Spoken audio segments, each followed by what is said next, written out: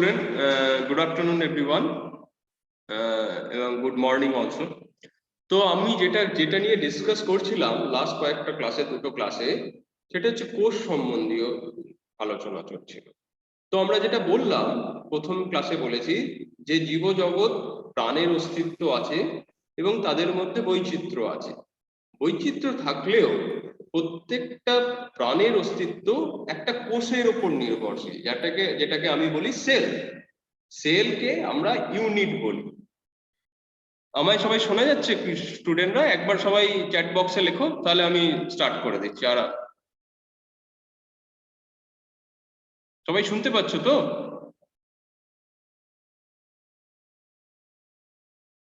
তো কোষ সম্বন্ধে আমি যেটা বলছিলাম যে প্রাণ বা যে কোনো জীবের একক হচ্ছে, ইউনিট হচ্ছে কোষ বা সেল। এবার এই একক মানে কি, যে ইউনিট সেটা হতে পারে গঠনগত অথবা কার্যগত। সো দুটো রকমের একক সম্বন্ধে আমি বললাম যে কোষ হচ্ছে জীবের গঠনগত। গঠনগত মানে হচ্ছে এই কোষ দিয়ে প্রাণের শরীর তৈরি হয়েছে। আমরা যে শরীর আছে, দেহ আছে, উদ্ভিদ জগতের যে দেহ আছে, তার গঠনগত একক হচ্ছে কোষ। এই কোষগুলো সমস্ত রকম ভাবে জুড়ে জুড়ে অ্যাগ্রিগেশনস করে একটা গঠন তৈরি করেছে। তো আর একটা দিক হচ্ছে কার্যগত, মানে যে কোনো কার্য একটা জীব করছে তারও একক হচ্ছে একটা কোষ বা সেল। এই সেল থেকেই কার্য নির্বাহিত হচ্ছে। তাহলে আমরা কি দেখলাম, যে জীবজগৎ বৈচিত্র্যে ভরা। প্রাণী জগৎ আছে, উদ্ভিদ জগৎ আছে, তো কোষের মধ্যেও কি সেরকম বৈচিত্র্য আছে? যে উদ্ভিদ জগতের কোষ এক রকমের, প্রাণী জগতের কোষ এক রকমের, আণুবীক্ষণিক জগতের কোষ এক রকমের, আছে কি নেই? তাহলে আমরা কি ডিসকাস করছি আজকে, যে সেলুলার ডাইভার্সিটি। আমরা লিভিং অর্গানিজম বা প্রাণের ডাইভার্সিটি বা বৈচিত্র্য নিয়ে আলোচনা করেছিলাম। এখন আমরা বলছি কোষের কিছু ডাইভার্সিটি আছে কিনা, তাই তো, যেটাকে বলে কোষ বৈচিত্র্য। দেখো কোষের বৈচিত্র্য কিভাবে হতে পারে। একটা হতে পারে, দেখো, সংখ্যা, যে একটা প্রাণ একটা মাত্র কোষ দিয়ে তৈরি না অনেকগুলো কোষ দিয়ে তৈরি। প্রথম যে জিনিসটা আসছে সেটা হচ্ছে সংখ্যা বা নাম্বার। যে যদি একটা কোষ দিয়ে একটা প্রাণ সৃষ্টি হয়, বা সরি আমি যদি এদিকটা লিখি, একটা কোষ দিয়ে যদি একটা প্রাণ সৃষ্টি হয়, তাকে আমি বলি এককোষী জীব। যদি জীবের অস্তিত্ব একটা কোষ দিয়ে তৈরি, তাকে বলি এককোষী জীব। যে কোনো ধরনের অণুজীব, মেজরিটি, ম্যাক্সিমাম তারা হচ্ছে এককোষী। যেমন ব্যাকটেরিয়া আছে, প্রোটোজোয়া আছে, অ্যালগিও কিছু কিছু হতে পারে, তারপর ফাঙ্গাস আছে, ছত্রাক আছে। তো এগুলো কিছু পোর্শন হচ্ছে এককোষী, আবার কিছু পোর্শন দেখা গেছে একের বেশি কোষ দিয়ে তৈরি, তাকে আমরা বলি বহুকোষী। তাহলে যদি আমি প্রাণ বা জীবকে লক্ষ্য করি, তাহলে জীবের যে বৈচিত্র্য আমরা লক্ষ্য করছি সেটা কোষের সংখ্যার উপর নির্ভরশীল হতে পারে। যে একটা জীব একটা মাত্র কোষ দিয়ে তৈরি হতে পারে, তাকে বলি এককোষী। আর আরেকটা জীব একের বেশি সংখ্যক কোষ দিয়ে তৈরি হতে পারে, তাকে আমরা বলি বহুকোষী। এককোষী প্রাণীর আর জীবের উদাহরণ হচ্ছে ব্যাকটেরিয়া হতে পারে, কিছু ছত্রাক হতে পারে, সব ছত্রাক নয়, এবং কিছু প্রোটোজোয়া হতে পারে। আর অন্যদিকে একের বেশি সংখ্যক জীব প্রাণ কোষ নিয়ে যে প্রাণের অস্তিত্ব বা জীবের অস্তিত্ব, তাকে আমরা বলি বহুকোষী। সেই বহুকোষীর মধ্যে উদ্ভিদ জগৎ পড়ে, প্রাণী জগৎ পড়ে। আমরা কিন্তু বহুকোষী প্রাণী। তার মানে আমাদের যে শরীরটা আছে, যে আমাদের যে জীবের অস্তিত্ব আছে, সেটা অনেকগুলো কোষ দিয়ে তৈরি, তাই তো? তাহলে একটা হচ্ছে সংখ্যা, দু নম্বর হচ্ছে জীবনকাল, লাইফ সাইকেল। কোষের যে বৈচিত্র্য, দু নম্বর হচ্ছে জীবনকাল, মানে সে কত বছর বাঁচবে। একটা কোষ সব রকম কি একই রকম একই বছর বাঁচে, একই সময় বাঁচে? তা তো বাঁচে না। যে কিছু কোষ তার কার্য শেষ হয়ে যাওয়ার পর তারা মারা যায়, তাই তো? Death, and death is very important. কোষের যে মরণ সেটা খুব ইম্পর্টেন্ট। যদি কোষ না মরতো তাহলে কিছু অসুবিধা ছিল কি? কেউ বলতে পারবে যে যদি কোষ না মরতে থাকে তাহলে কিছু অসুবিধা হয় আমাদের দেহে? খুব ইম্পর্টেন্ট একটা অসুবিধা হয় যদি কোষ ঠিক টাইমে যদি মনে করো 20 ঘন্টা বাঁচার কথা, সে মনে করো মরল না, তাহলে কিছু রোগ হতে পারে কি? ক্যান্সার হচ্ছে খুব ইম্পর্টেন্ট ডিজিজ মানুষের।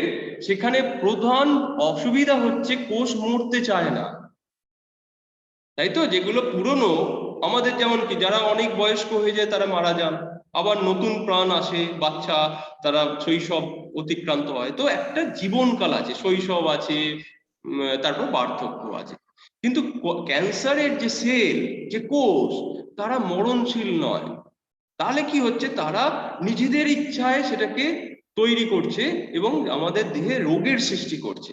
তাহলে কোষের যে বৈচিত্র্য, প্রথম ফিচার্স বা বললাম সেটা হচ্ছে সংখ্যা দিয়ে, আর একটাতে জীবনকাল দিয়ে। বিভিন্ন রকমের কোষ, তাদের জীবনকাল আলাদা রকমের। এই জীবনকালটা অনেক সময় নির্ভর করে তারা কি ধরনের কার্যকলাপ করে বা তাদের কোথায় অবস্থান, সেগুলোর উপর নির্ভর করে।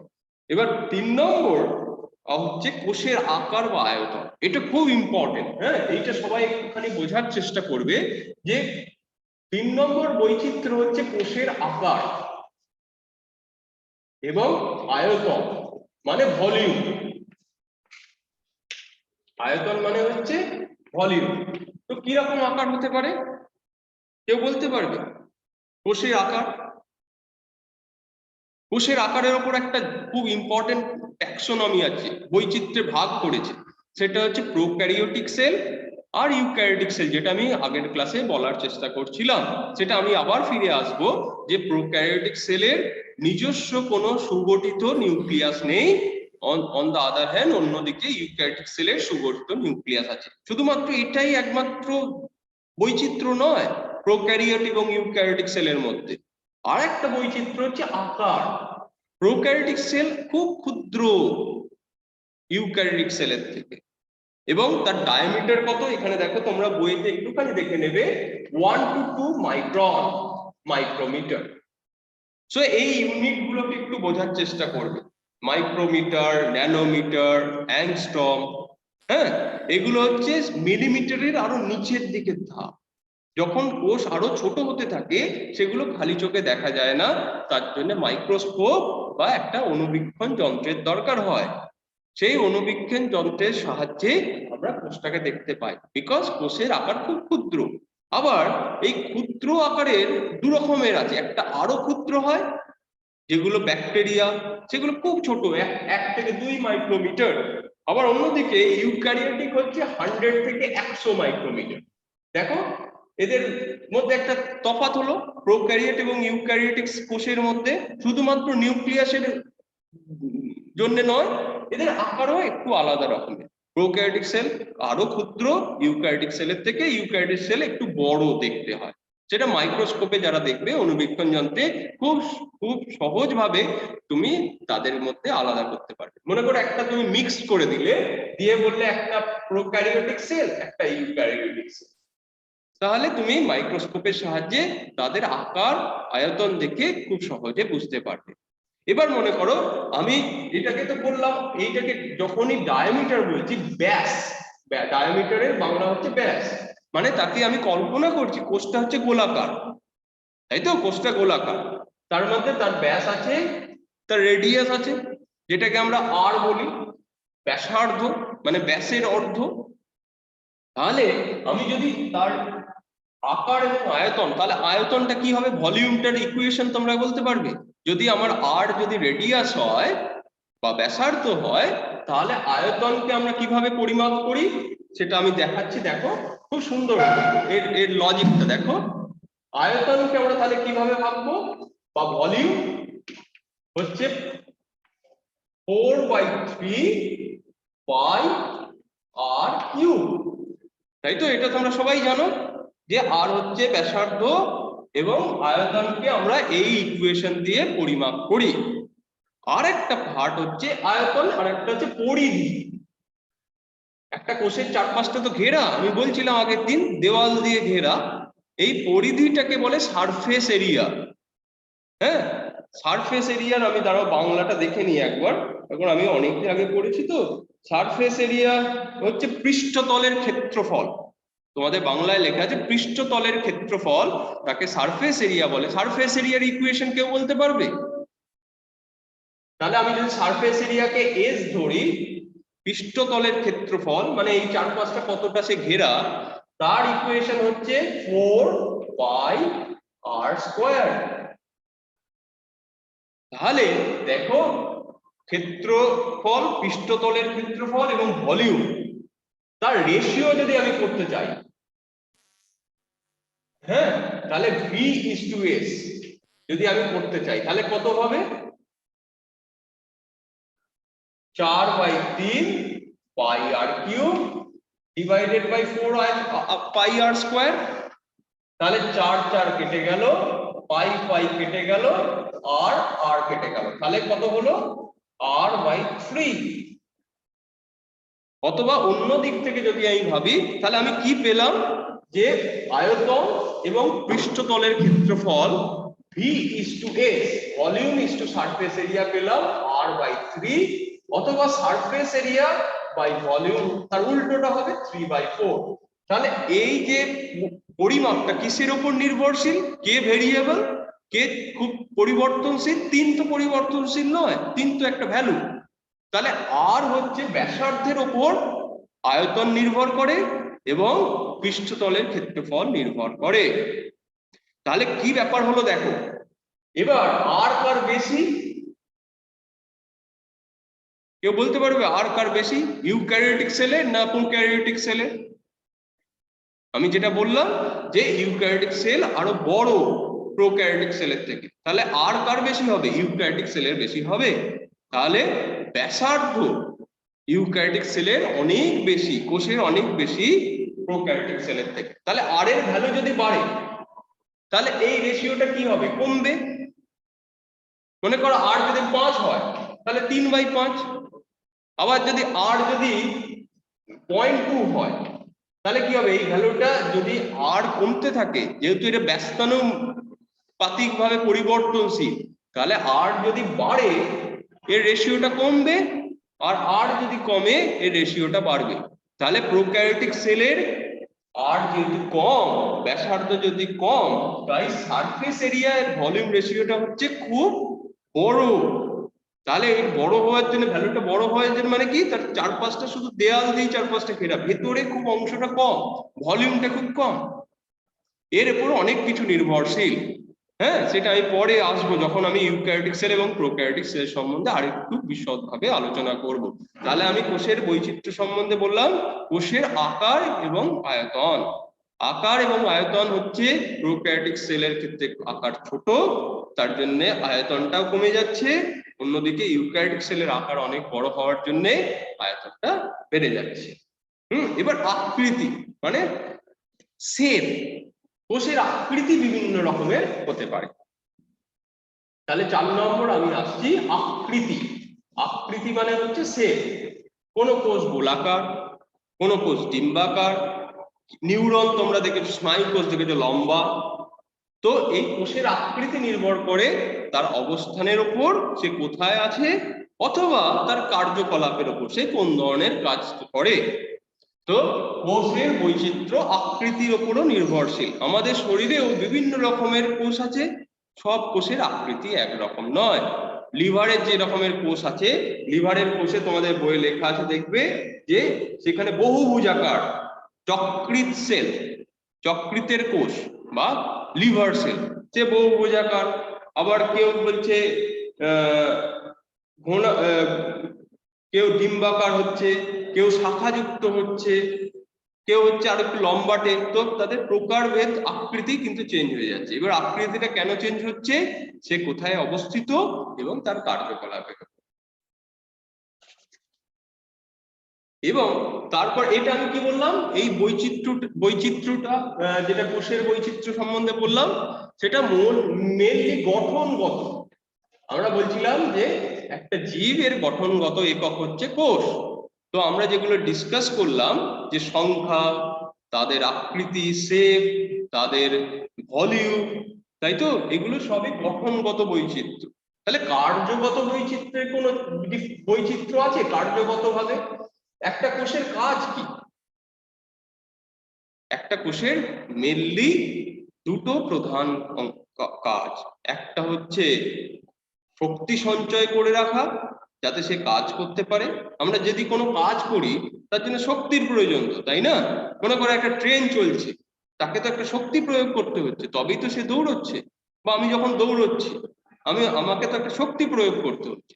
তাহলে সেই শক্তিটা কোথা থেকে আসবে? তাকে তো সংরক্ষণ করে রাখতে হবে। তো কোষের একটা কার্যগত কাজ হচ্ছে যে শক্তি সঞ্চয় করে রাখা এবং তাকে প্রবাহিত করা।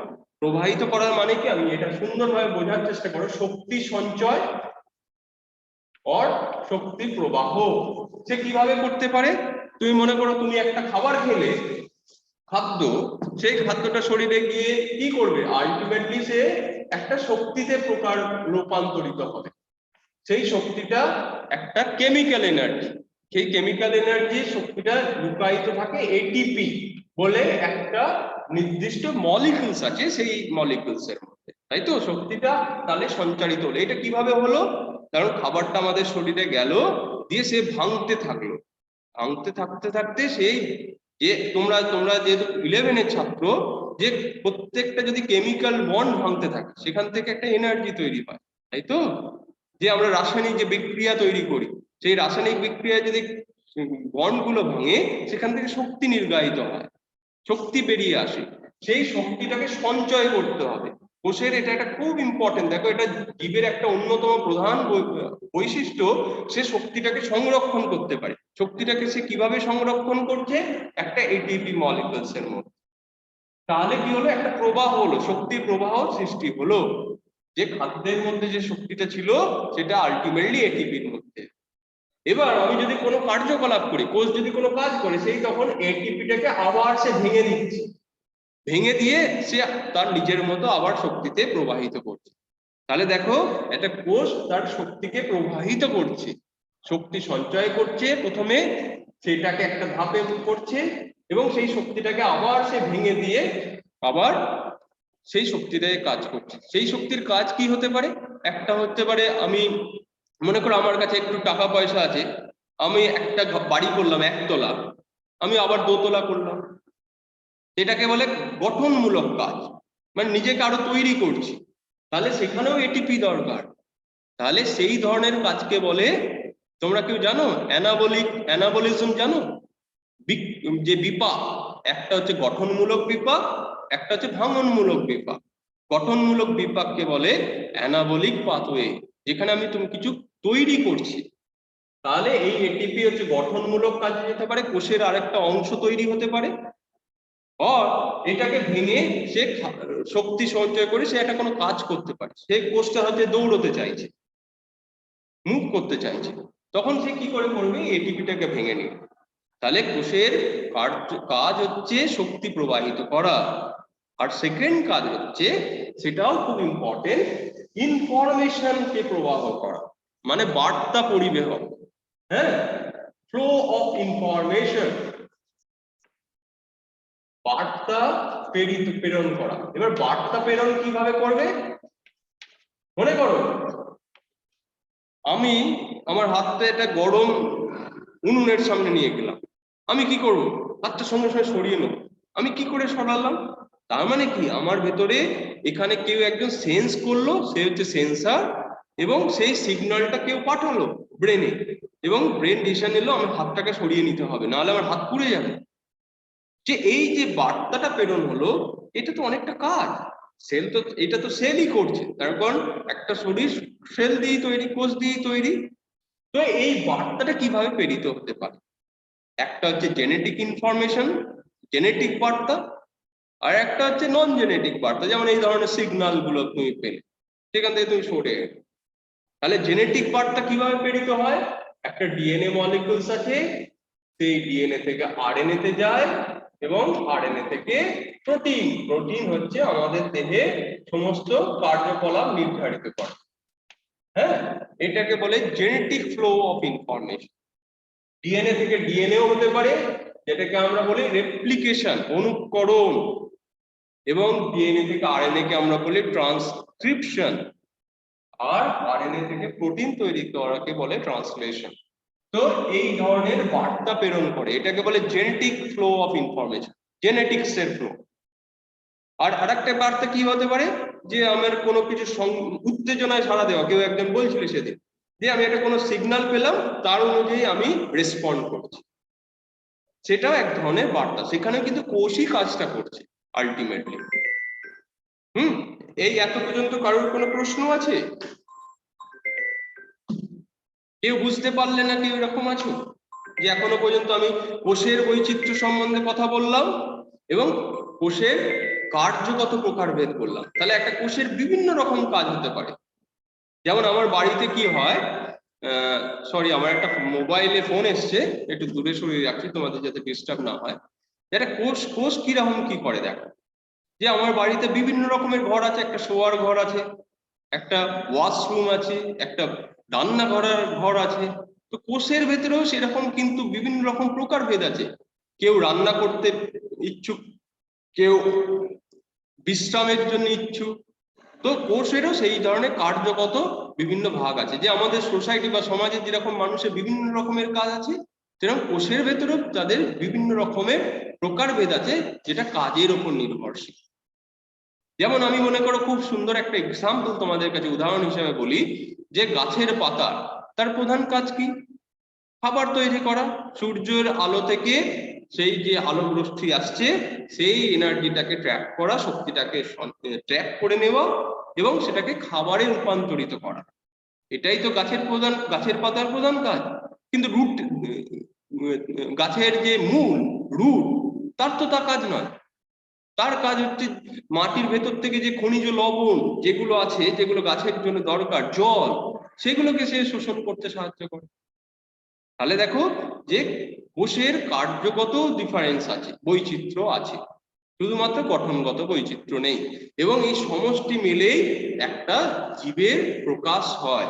যেমন একটা সমাজে বিভিন্ন রকমের কাজ আছে, কেউ স্কুলে পড়াচ্ছে, কেউ চাকরি করছে, কেউ জামা কাপড় তৈরি করছে, কেউ মাছ ধরছে, কেউ চাষবাস করছে। এই সমস্ত নিয়ে একটা সমাজ সৃষ্টি হয়েছে। প্রত্যেকেরই কিন্তু তাদের নিজস্ব জায়গায় তাদের মানে ইম্পর্টেন্স, প্রয়োজনীয়তা আছে। তেমনি কোষেরও বিভিন্ন রকমের কাজ আছে। সেই সমষ্টিগত কাজ মিলেই তবে একটা জীবের অস্তিত্ব রক্ষা হচ্ছে। কারণ বুঝতে অসুবিধা হলো?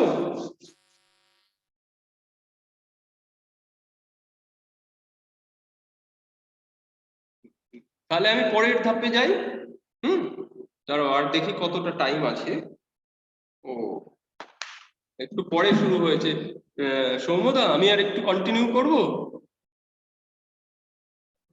তখন আমি একটু পরে শুরু করলাম।